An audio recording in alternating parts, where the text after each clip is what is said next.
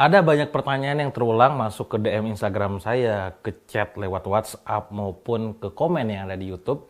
Nanya gitu, Kang gimana caranya bisa menjual apapun bisa laris manis? Kenapa mereka bertanya demikian? Mungkin ya, karena kalau misalkan Anda ngikutin saya sejak awal, bagaimana saya bisa mampu menjual, ya izin Allah pastinya, menjual produk yang sifatnya tuh yang digital maupun yang fisik tapi laris manis gak karuan. Mulai dari jualan buku, jualan kosmetik, jualan snack ataupun cemilan, bahkan saya pernah jualan properti ratusan unit gitu kan dalam waktu hitungan hari, dan produk-produk yang lainnya. Nah, apa sih sebenarnya rahasianya?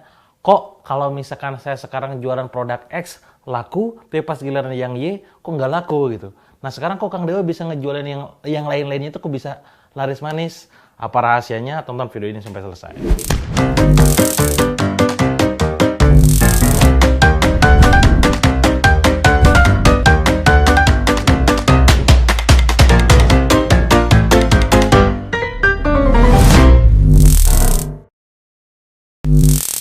Nah, jadi teman-teman, kalau bicara masalah jualan, memang semua orang pengen jualannya itu laris manis gak karuan. Sangat wajar, karena pada saat dia mampu berhasil closing, ya akan ada uang yang didapatkan.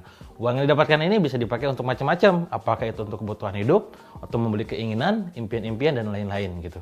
Nah, maka poinnya, setiap orang yang berjualan pasti ingin jualannya itu laris manis ataupun laku keras. Ya, masalahnya adalah tidak semua orang mampu melakukan penjualan yang sangat luar biasa gitu ya. Dia sudah posting status di Facebook setiap hari, sudah posting di Instagram setiap hari, di WA setiap hari, bahkan upload YouTube pun sering.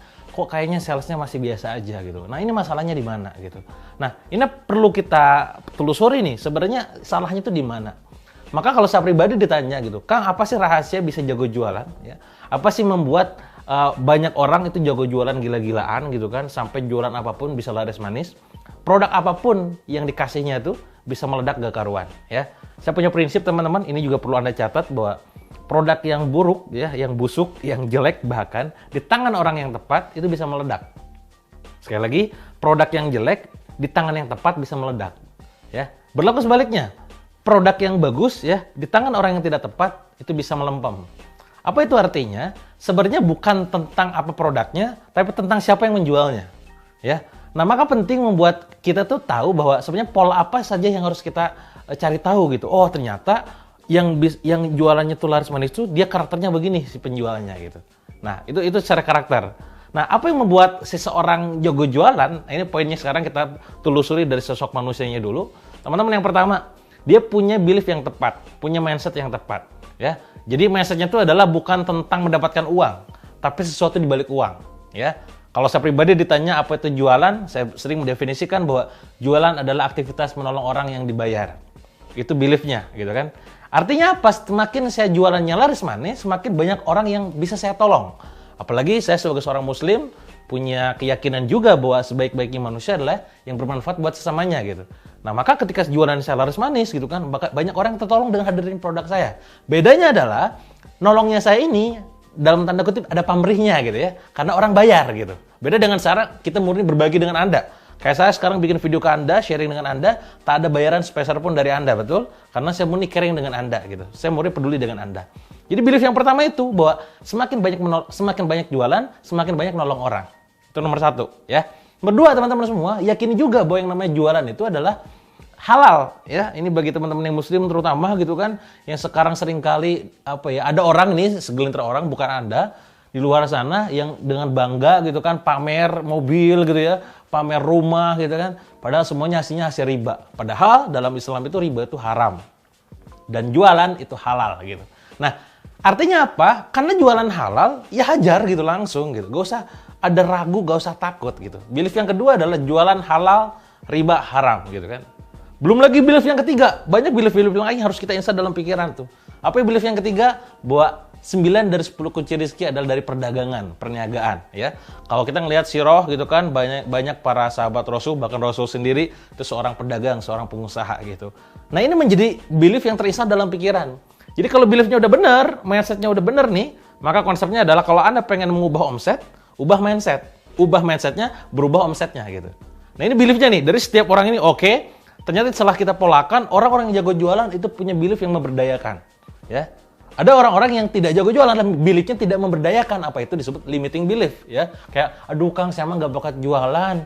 Aduh Kang, saya mah tinggal di kampung gitu ya. Saya mah nggak ada ceritanya keluarga yang dia tuh pengusaha gitu ya. Wah Kang, saya mah nggak enakan kalau jualan. Khawatir nanti membuat orang lain miskin, duitnya habis misalkan gitu ya. Ada orang-orang kayak gitu mikirnya. Jadi pola nomor satu adalah ternyata orang yang jago jualan ya punya belief yang memberdayakan. Nah ini yang perlu Anda insight dalam pikiran Anda juga. Banyak belief-belief positif teman-teman ya. Tugas Anda adalah memastikan belief itu muncul dalam benak kita. Caranya gimana? Pertama, mindset tadi, belief tadi harus Anda insight dalam pikiran dengan cara Anda harus terus mengulanginya dengan repetisi. Ya, bahwa Anda sering sebut misalkan oke, nolong orang, oke, halal gitu kan.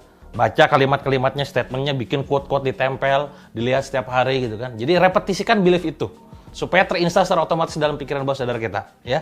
Yang kedua adalah Anda perlu mendengarkan belief ini dari orang yang Anda anggap sebagai public figure, orang yang punya authority. Kalau Anda menganggap bahwa saya adalah orang yang punya figur dalam dunia selling dan saya ngomong begini, Anda menganggap bahwa iya Kang Dewa mentor saya misalkan, mentor secara virtual gitu kan, ya mangga itu bakal mudah terinstall dalam pikiran Anda. Tapi kalau Anda tidak menganggap seseorang itu sebagai expert di bidangnya, dia nggak akan didengar. Jadi nomor satu tadi repetisikan, kedua harus didengar kata-katanya ataupun beliefnya dari orang yang memang Anda anggap sebagai public figure. Ketiga, lingkungan Anda pastikan positif. Nah, maka pastikan juga teman-teman Anda pada saat Anda jualan itu bukan orang yang malah menjatuhkan gitu ya. Alah, udahlah gak usah sok-sokan gitu ya, jualan mulu. Alah, tiap hari jualan mulu bro, gak dibawa mati bro gitu kan. Ini kan tidak memberdayakan. Ini yang pertama, beliefnya kudu benar. Jadi unsur yang pertama adalah unsur manusianya. Nah sekarang kita preteli nih. Kalau saya melihat bahwa apa yang membuat seseorang jago jualan, gitu kan? Saya bersyukur pernah belajar ilmu NLP, melakukan yang namanya benchmarking, modeling dan lain-lain gitu. Nah ternyata nih, ini tadi dari segi manusianya udah jelas ya. Nah sekarang ternyata orang-orang yang jago jualan, ya, orang-orang yang bisa menjual apapun, barangnya tuh apapun ya, produk murah, produk mahal, produk digital, produk fisik, itu ternyata punya prinsip. Prinsipnya menjadi sebuah kata kunci dia dalam menjual, ya. Dan dia jadinya akhirnya tidak sembarangan menjual produk. Kayak saya gitu kan. Alhamdulillah bersyukur hampir semua produk laku gitu kan. Laris manis, laku keras. Tapi pada saat itu produk datang ke saya misalkan, saya tidak langsung sembarang bilang, oke, saya garap misalkan. Tidak semudah itu. Kenapa? Karena saya punya prinsip. Apa prinsipnya? Nah ini prinsip yang harus Anda catat, harus Anda amalkan, dipraktekkan dalam bisnis Anda setiap hari gitu kan. Apa itu? Pertama, jualah produk yang tepat, ya, ke market yang tepat, dengan cara yang tepat, di waktu yang tepat. Jadi 4, ya, ketepatan. Poinnya di ketepatan, teman-teman, ya. Produknya kudu tepat, marketnya kudu tepat, ya. Caranya juga kudu tepat, gitu kan. Dan terakhir adalah waktunya kudu tepat. Kita ambil dari yang terakhir, dari waktu. Kenapa sekarang? Ini sekarang lagi kondisi pandemi. Video ini dibuat pada saat masih kondisi pandemi gitu kan. Banyak orang yang salesnya turun. Ya anjlok bahkan beberapa bisnis itu tutup gitu kan. Kenapa turun? Bukan karena produknya nggak tepat. Sekali lagi, produknya bagus, enak kok. Makan itu enak kok. Kafenya bagus kok gitu kan. Produknya tepat, marketnya juga tepat. Ya, caranya juga tepat. Cuma nomor 4 yang nggak tepat. Waktu lu nggak tepat gitu. Bagaimana pemerintah mengkampanyekan agar kita stay at home gitu kan, di rumah ada PSBB dan segala macam, gara-gara yang waktu tidak tepat akhirnya turun, gitu kan? Paham ya? Sama kayak misalkan bikin film, terus tiba-tiba misalkan launching filmnya itu di waktu yang tidak tepat, ya, misalkan di bioskop yang memang waktunya nggak tepat, contoh kayak sekarang PSBB, atau misalkan launching produk pada saat market Anda itu orang yang memang misalkan katakanlah karyawan, yang dia baru dapat duit kisaran tanggal 25 sampai tanggal 5 di setiap bulannya, ya. Anda launching misalkan tanggal 15, ya tentu waktunya tidak tepat, ya. Karena dia lagi, gua lagi kere nih gitu kan. Itu bahasa kasarnya demikian. Jadi pastikan waktu Anda launching itu, waktu Anda promosi itu, waktunya tepat dengan kondisi gitu.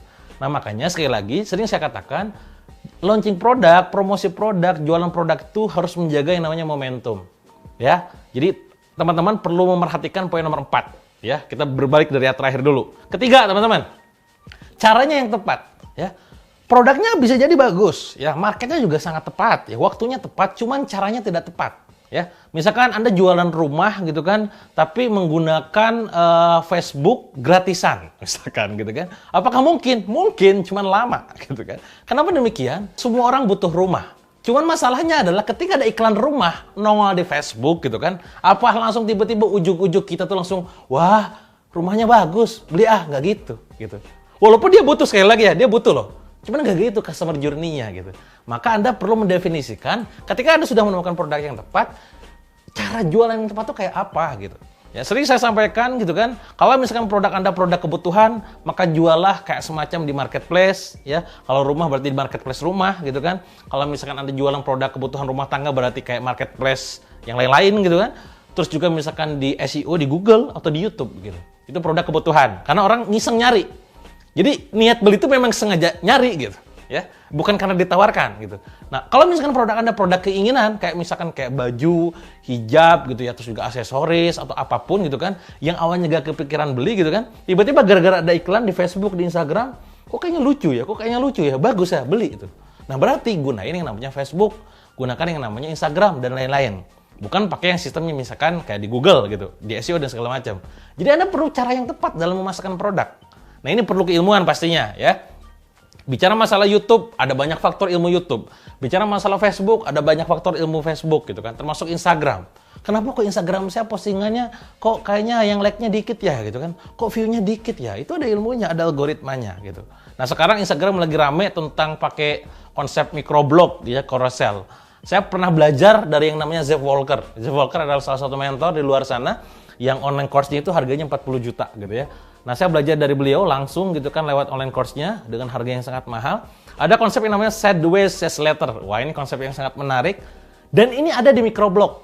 Tidak semua orang mungkin tidak sadar, kan di Indonesia sendiri murid beliau hanya beberapa orang, nggak lebih dari 10 orang kayaknya gitu kan. Wah, ini gila, ini ada di Instagram gitu. Karena microblog kan ada 10 ya, apa namanya, carousel itu kan 10 maksimal kan. Itu dengan orang menghipnotis trans gitu kan. Tek kiri, teng kiri, kiri, teng, beli langsung. Makanya saya beberapa sales itu, beberapa penjualan produk saya dengan menggunakan microblog itu langsung omsetnya gila-gilaan naik dalam hari itu gitu, di hari itu doang gitu kan. Artinya kalau misalnya setiap hari kita lakukan itu sangat mungkin untuk bisa menghipnotis para audiens ataupun follower di Instagram untuk melakukan pembelian ya. Nah, itu contoh, di Facebook ada ilmunya, di YouTube ada ilmunya gitu kan, marketplace ada ilmunya, belum nanti marketplace T, marketplace S, marketplace beli kan beda-beda ilmunya kan, termasuk di Instagram. Nah, Anda perlu mempelajari ilmu kayak begituan, teman-teman. Ya, jadi pastikan Anda mempunyai atau memiliki skill, keilmuan tertentu untuk memasarkan produknya dengan cara yang tepat. Jadi konsekuensinya adalah Anda perlu paham ilmunya. Itu nomor 2. Jadi caranya kudu tepat. Nah, berikutnya adalah marketnya kudu tepat. Ya, bisa jadi produk Anda tepat, teman-teman. Ya, produk Anda tepat, waktunya tepat, caranya tepat, cuman market Anda nggak tepat. Ya. Misalkan Anda jualan produk di Instagram, katakanlah, gitu kan. Sementara market Anda adalah katakanlah emak-emak ya, yang usianya di atas 45 tahun, yang dia gak ngumpul di Instagram. Ya, dia ngumpulnya adalah di Facebook misalkan. Dia kalau misalkan dia buka laptop itu atau buka misalkan gadget atau misalkan handphone, yang dibuka pertama kali itu bukan Instagram, tapi Facebook. Ingat, saya sering katakan bahwa setiap media promosi punya aliennya masing-masing. Setiap planet punya aliennya masing-masing. Setiap media promosi punya marketnya masing-masing. Anda yang sekarang nonton YouTube, bisa jadi Anda gak aktif di Facebook ataupun Instagram. Ya, sekarang saya tanya ke Anda, kalau misalkan ditanya public figure, mereka ngumpul di mana? Tentu jawabannya adalah Instagram dan YouTube. Dia gak pakai Facebook. Kalaupun pakai Facebook cuma tersinkronisasi saja, tapi dia tidak aktif di sana, betul? Karena itu persepsi yang tertanam dalam market. Ya, nah sama kayak Anda sekarang jualan gitu kan, tiba-tiba Anda jualan, produknya keren, ya, caranya juga tepat gitu kan. Cuman marketnya salah, usianya segitu tuh bukan ngumpul di situ. Atau misalkan membidik awalnya tuh misalkan harusnya tuh membidik anak-anak muda gitu kan. Atau misalkan katakanlah Anda punya followers yang itu anak kecil ya. Misalkan usia itu di bawah 18 tahun, YouTubers banyak ya yang penontonnya itu anak kecil gitu kan. Anda bikin buku gitu. Ya tidak tepat, mereka tuh nonton bukan baca gitu. Paham ya? Nah, jadi pastikan marketnya tepat pada saat bidiknya. Itu perlu dipetakan, buyer personanya. Persona itu apa, Kang? Gambaran orang lain. Apa problemnya, apa keinginannya, apa kebutuhannya, usianya berapa, magazine yang dibaca apa, buku yang dibaca apa, siapa yang didolakan, itu perlu dipetakan. Itu yang kedua. Ya. Yang terakhir adalah produknya kudu tepat, harus jelas ya. Jangan sampai nih ada orang datang ke saya gitu, Kang, kenapa ya kok produk saya nggak meledak ya gitu kan. Padahal saya udah melakukan berbagai cara, udah pakai diskon, pakai bonus, terus pakai iklan gitu kan. Ternyata apa masalahnya? Bukan masalah di waktu, bukan masalah di cara, bukan masalah di market, ya. Masalahnya adalah di produk lo sampah gitu kan. Ini keras, Pak. Ya apaan produk kayak begini gitu kan. Nah, maka bikinlah produk yang memang benar-benar layak untuk di launching gitu. Nah, teman-teman semua, ya, pada saat bikin produk jangan ngasal, ya. Mending capek di awal daripada capek tengah jalan. Capek di awal dalam meriset. Riset segala macem, wah capek gitu kan. Tapi ini demi keberlangsungan pada saat launching bisa meledak gak karuan gitu. Daripada Anda awal-awalnya penting launching, pas dilihat iya produknya sampah gitu kan. Kompetitor lebih bagus gitu. Kita mau perbaiki lebih lama lagi nantinya kan. Jadi kita akhirnya salesnya melempem gitu. Jadi 4 poin itu perlu Anda perhatikan setiap kali Anda jualan. Nah, dengan demikian teman-teman semua, setelah Anda nonton video ini gitu kan, Anda mulai mencoba meresapi lagi tadi belief-nya, oke, belief gue harus bagus, terus prinsip tadi harus Anda pegang dan Anda mainkan. Semoga harapannya bisnis Anda, produknya tuh bisa laris manis gak karuan, laku keras gila-gilaan. Ya, itu aja mungkin dari saya untuk video kali ini teman-teman semua. Seperti biasa kalau Anda suka dengan video ini, silahkan kasih like, komen, dan share videonya ke sebanyak-banyaknya. Ya, tombol subscribe pastikan dipencet karena banyak di antara penonton video saya itu yang nonton doang tapi nggak subscribe. Akhirnya video berikutnya yang relate dengan video ini tidak muncul di beranda mereka. So sekali lagi subscribe channel ini dan bunyikan loncengnya. Terima kasih, sampai jumpa di video berikutnya.